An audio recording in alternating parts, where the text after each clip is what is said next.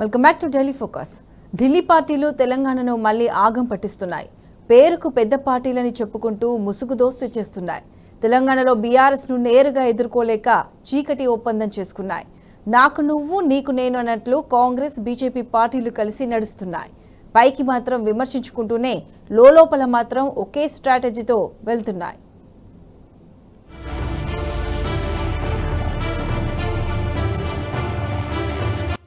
బీజేపీలో నేషనల్ పార్టీల ముసుగులో గలీజ్ పనులు చేస్తున్నాయి. రాజకీయంగా సిద్ధాంతపరంగా ఈ రెండు పార్టీలకు ఉత్తర దక్షిణ ధృవాలకు ఉన్నంత తేడా ఉంది.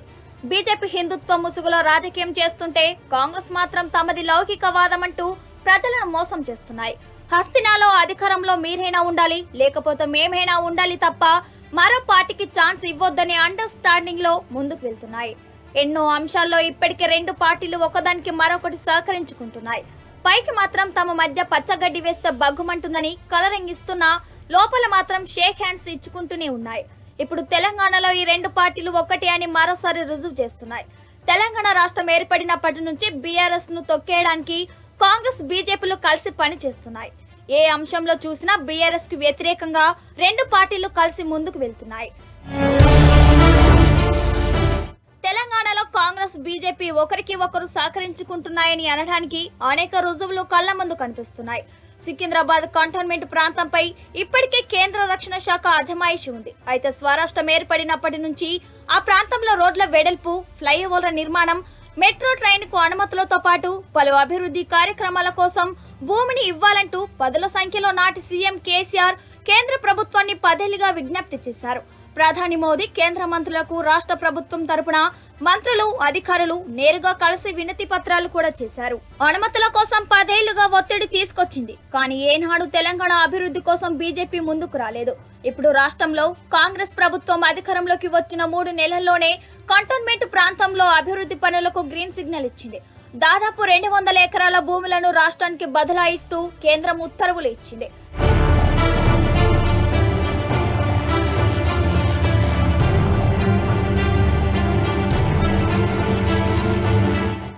ఇటు గవర్నర్, కోట, ఎమ్మెల్సీల విషయంలోనూ రెండు పార్టీల మధ్య సఖ్యత ఉందనే విషయం మరోసారి బయటపడింది. గవర్నర్, కోట, ఎమ్మెల్సీలుగా నాటి బీఆర్ఎస్ సర్కార్ దాసోజు శ్రవణ్, సత్యనారాయణ పేర్లను రికమెండ్ చేసింది. అయితే గవర్నర్ తమిళేసై మాత్రం కక్షపూరితంగా వారు రాజకీయ నాయకులని వారి పేర్లను ఆమోదించేది లేదంటూ తిరస్కరించింది. అయితే ఇప్పుడు కాంగ్రెస్ సర్కార్ పంపించిన జనసమితి అధ్యక్షుడు కోదండరాం, ఆమీర్ ఖాన్ల పేర్లను పంపించగానే వెంటనే ఆమోదించారు. రాజకీయ నాయకులను ఎంపిక చేయలేమంటూనే కోదండరాం పేరును ఆమోదించడంపై తీవ్ర దుమారం రేగింది. ఈ రెండు పార్టీల మధ్య సఖ్యత ఎంత ఉందో ఈ విషయంలోనే తేలిపోయింది. అంతే దాసోజు శ్రవణ్, సత్యనారాయణ గవర్నర్ తీరుపై హైకోర్టును ఆశ్రయించడంతో వారి ప్రమాణ స్వీకారానికి బ్రేకులు పడ్డాయి.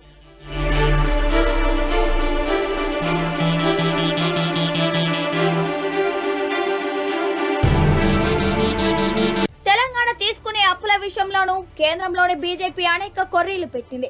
కేసీఆర్ ప్రభుత్వం ఎఫ్ఆర్బీఎం పరిధిలో తీసుకున్న లోన్లపై కూడా ఆంక్షలు పెట్టింది. రాష్ట్ర ప్రభుత్వం గ్యారంటీలతో నాటి ప్రభుత్వం వివిధ కార్పొరేషన్ల ద్వారా నిధులు సమకూర్చుకుంది.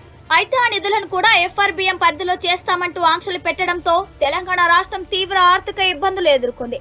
కొత్తగా ఏర్పడిన రాష్ట్ర అభివృద్ధికి సహకరించాల్సింది పోయి నిధులు దక్కకుండా అనేక కుట్రలకు పాల్పడింది.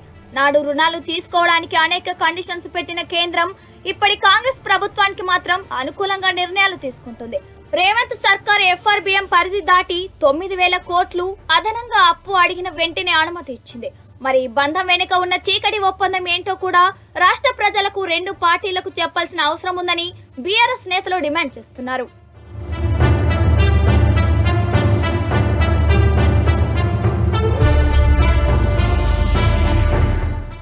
దుబ్బాక ఉప ఎన్నికల సమయంలోనే కాంగ్రెస్ బీజేపీ బంధం వెలుగులోకి వచ్చింది. ఆ ఎన్నికల్లో బీజేపీ అభ్యర్థి రఘునందన్ రావు గెలుపు కోసం కాంగ్రెస్ కృషి చేసింది. 2021 నవంబర్లో జరిగిన హుజూరాబాద్ బై ఎలక్షన్స్ సమయంలో కూడా రాజకీయంగా బీజేపీకి కాంగ్రెస్ సహకరించింది.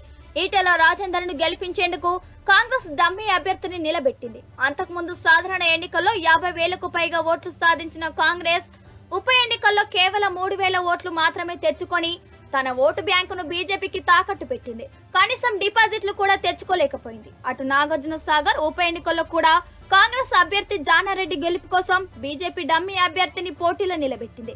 కానీ ఆ ఎన్నికల్లో కూడా బీఆర్ఎస్ పార్టీ విక్టరీ కొట్టింది.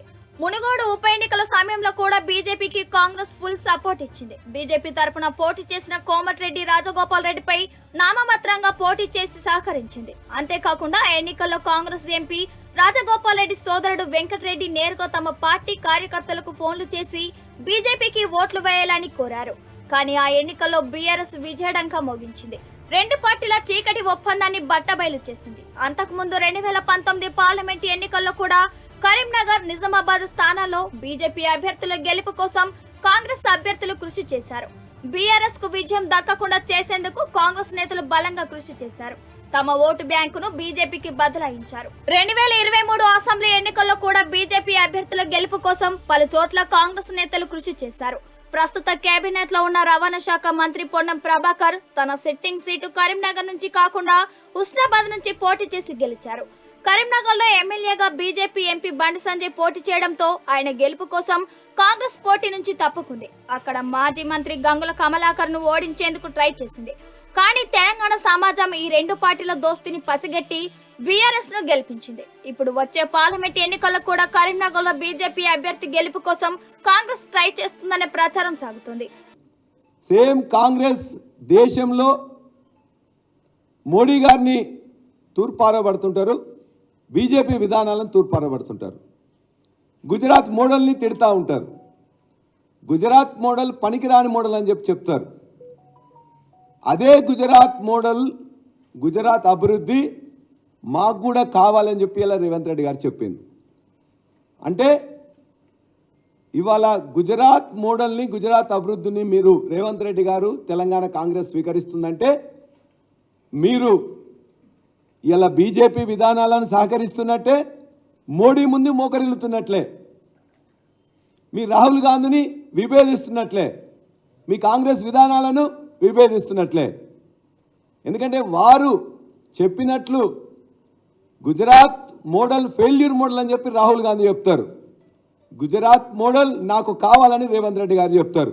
10 ఏళ్లుగా రాష్ట్రానికి న్యాయంగా దక్కాల్సిన హక్కులు, నిధుల కోసం కేసీఆర్ సర్కార్ ఢిల్లీ పెద్దలతో పోరాటం చేసింది. రాజీ పడకుండా, వెనక్కి తగ్గకుండా ఫైట్ చేసింది. తెలంగాణ ఆత్మ గౌరవాన్ని నిలబెట్టేలా కేసీఆర్ ఫైట్ చేశారు. కానీ ఇప్పటి కాంగ్రెస్ సర్కార్ మాత్రం తెలంగాణ ఆత్మ గౌరవాన్ని ఢిల్లీ పెద్దలకు తాకట్టు పెట్టేలా మాట్లాడుతున్నారు. తాజా ఆదిలాబాద్ మోడీ సభలో సీఎం రేవంత్ రెడ్డి స్పీచ్ ఇందుకు నిదర్శనంగా నిలుస్తోంది. రాష్ట్రానికి రావాల్సిన హక్కులపై పోరాటం చేయకుండా దేహి అన్నట్లు ప్రధాని మోదీని అడిగిన తీరుపై ప్రజలు అవాక్కవుతున్నారు. టైగర్లా కేసీఆర్ కేంద్రంతో కొట్లాడితే సీఎం రేవంత్ మాత్రం ప్రధానిని ప్రసన్నం చేసుకునేలా మాట్లాడటంపై విమర్శలు గుప్పిస్తున్నారు. हमारे हिसाब से प्रधानमंत्री का मतलब हमारे बड़े भाई के जो मदद रहे तो ही हर प्रदेश के मुख्यमंत्री उनके क्षेत्र में वो कुछ तरक्की कर सकता है, कुछ डेवलपमेंट को आगे ले सकता है. इसीलिए मेरा गुजारिश है इस वक्त तेलंगाना अगर आगे तरक्की करना है, हम भी गुजरात जैसा हम आगे जाना है तो यहाँ पर आपकी मदद जरूरी है. రాష్ట్రంలో ప్రతి చోట, ప్రతి ఎన్నికల్లో, ప్రతి అంశంలో బీజేపీ, కాంగ్రెస్ కలిసి పనిచేస్తున్నాయి. కానీ బీజేపీకి బీఆర్ఎస్ బి టీం అంటూ కాంగ్రెస్ విమర్శలు గుప్పిస్తుంది. ఇటు కాంగ్రెస్, బీఆర్ఎస్ ఒక్కటేనంటూ బీజేపీ విమర్శలు చేస్తుంది. కానీ అందరికీ తెలిసిన నిజమేంటంటే కాంగ్రెస్, బీజేపీ ఒకటేనని. ఈ విషయం ఇప్పటికీ ఎన్నోసార్లు రుజువయ్యింది. అయినా మళ్ళీ విమర్శలు చేస్తూనే ఉన్నాయి.